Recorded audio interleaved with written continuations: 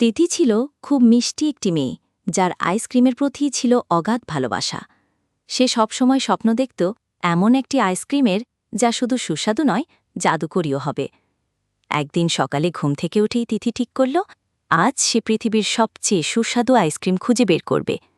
তার মন আনন্দে ভরে উঠল। সে তার ছোট্ট শহরের পথ ধরে হাঁটতে লাগল।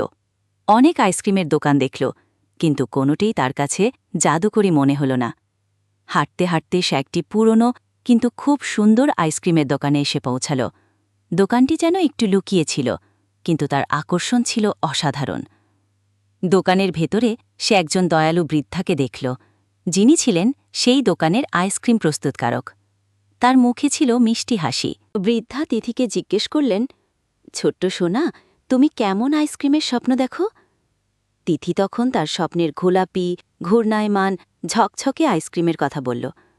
বৃদ্ধা হাসলেন এবং কিছু বিশেষ উপাদান মিশিয়ে দিলেন। মুহূর্তেই একটি জাদুকরী গোলাপি আইসক্রিম কোন তৈরি হয়ে গেল, ঠিক যেমন তিথি স্বপ্ন দেখেছিল। তিথি এক কামড় নিল। আহ, এটি ছিল তার জীবনের সবচেয়ে সুস্বাদু আইসক্রিম। তার চোখ আনন্দে বড় হয়ে গেল। সে বৃদ্ধাকে ধন্যবাদ জানাল এবং আবার আসার প্রতিশ্রুতি দিল। তিথি বুঝতে পারল, কিছু শব্দ সত্যিই পূরণ হয়। তিথি খুশি মনে বাড়ি ফিরছিল। হাতে তার অর্ধেক খাওয়া জাদুকরী আইসক্রিম।